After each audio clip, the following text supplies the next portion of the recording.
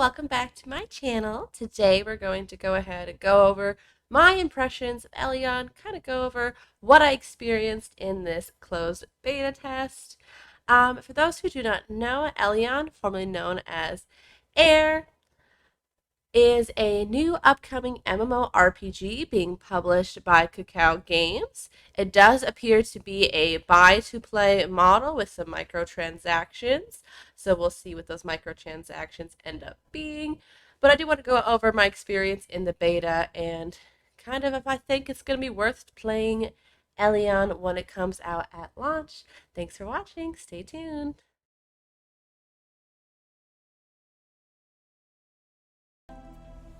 Alright, so getting started, we're going to talk about the servers in Elyon. So originally we couldn't get into the NA server, so we had to play EU on the first day that I played the closed beta. But even on the EU server, I ran very smoothly. I didn't have any lag issues. So yeah, that was really a pleasant experience without having experienced any lag. And eventually the NA servers did come up, so I got to play on that. Jumping into the character customization now. Character customization was very beautiful in this game. Could use a little more detail on some of the classes, but overall I think the character customization was very customizable. I did do two very detailed videos of the male customization in the game and the female customization in the game. So if you want to check that out, I'll link those in the description below.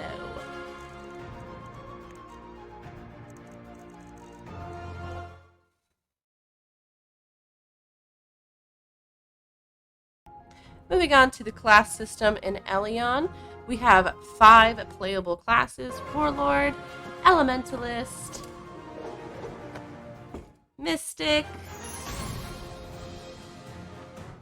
Assassin, and the Gunner class. Now these classes have lots of variations of customization. As you can see here, we have skill attribute points that you get from just leveling up, and you get these skills from leveling up. And these skill attribute points can be used to change around your skills quite dramatically. This provides a lot of customization for individuals to really kind of develop a class that they want to make. So for example, here looking at the Elementalist skills, you could see to go ahead and get the skill attributes points, just use your point at the top. You just hit save and you get these awesome skill changes. Things can be even more dramatic, like this skill switches from a frost to a fire. Also, a way to really customize your character and class in this game is to go ahead and use the rune system. So these runes you just get by playing, sometimes from login rewards from what I saw. You get these rune powders for upgrading just from dismantling different equipment. Also, you get it just from leveling up as well and playing the game. And these runes could be used to go ahead and put in different passive abilities into these different categories. So these definitely make it super customizable. So with the skill attributes and the rune attributes, you can really create a character that has whatever you want it to be. So there's healing abilities, so you could be a gunner and have healing abilities. That really just provide this great customization that I like in this game, where you don't feel like you have to play a traditional role.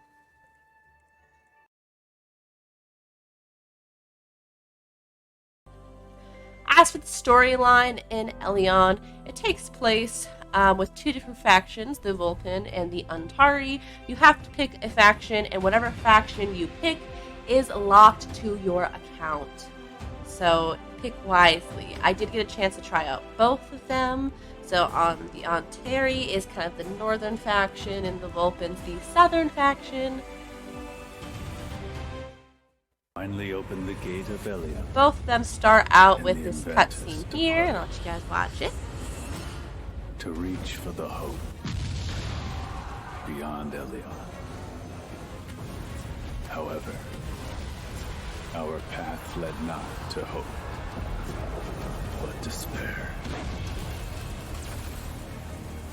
We battled bravely to defend the Inventus, only to fall, helpless against an endless swarm of enemies. Now, the last hope to save the Inventus is you.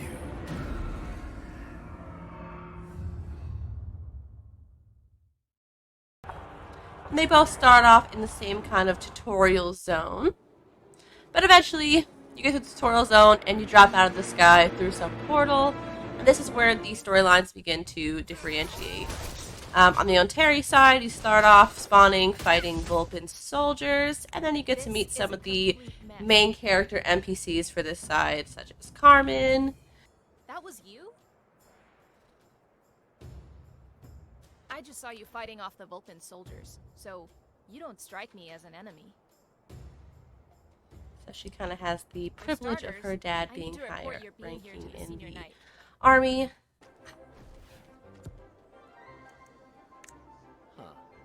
Carmen, You got Zeke Yeager, Botus. Inventus? I've never heard of it. Are you sure they can be trusted?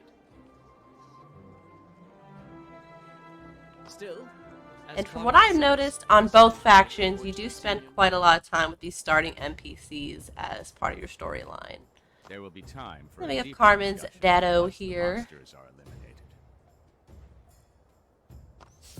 He was definitely a protective daddy. You could see he doesn't want his daughter to fight, even though she's a trainee in the army.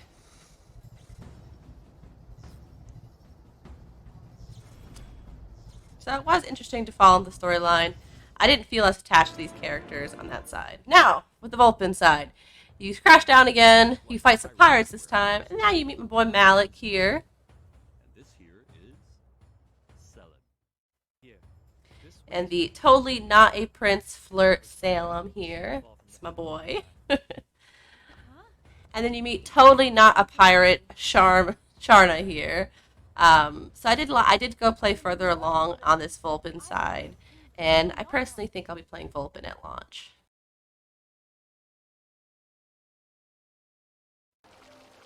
Moving on to the questing in Elyon. Of course, you have your basic gather this item quest, or kill these monsters quest, as you do in pretty much any MMORPG. But what makes Elyon's questing, I feel like, fun and kind of helps you take a break from the mundane tasks of killing monsters is these fun little side quests that come up every now and then, like make these animals finish at the same time on the finish line. Definitely helps with the monotony of questing when you get something like this. It's kind of fun, different, and I really enjoyed these quests a lot going through the storyline. I'd always get really excited when I saw one. Or like trying to not wake up a sleeping dragon and not get caught by his lizard men, which I almost get caught there. And try to get his treasure. So I felt these ones were a lot more stimulating quests to do, and they were nice to break up the other quests for sure. Or try to get the cats to all match the same color. And there's tons of these throughout questing. Just scattered around. They were quite fun to do.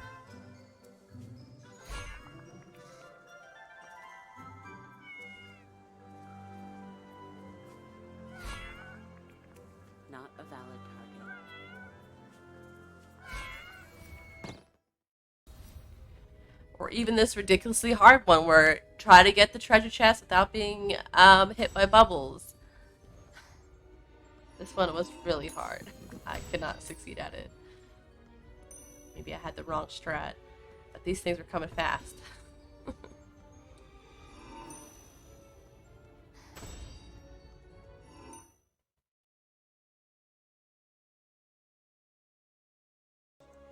Moving on to the PvP in this lovely game of Elyon, we have 1v1s, 2v2s, battlefields, training fields. You can kind of see them here on the screen.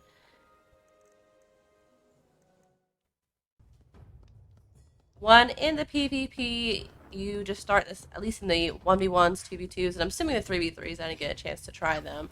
You start this little arena area, and you just fight the other person. It's one round. You don't get multiple rounds. You got one round, and that's it. But it did seem to be gear-based, so when checking, my gear was still equipped. I didn't have any other gear on. And I jumped into this right at the qualified level, which is 35.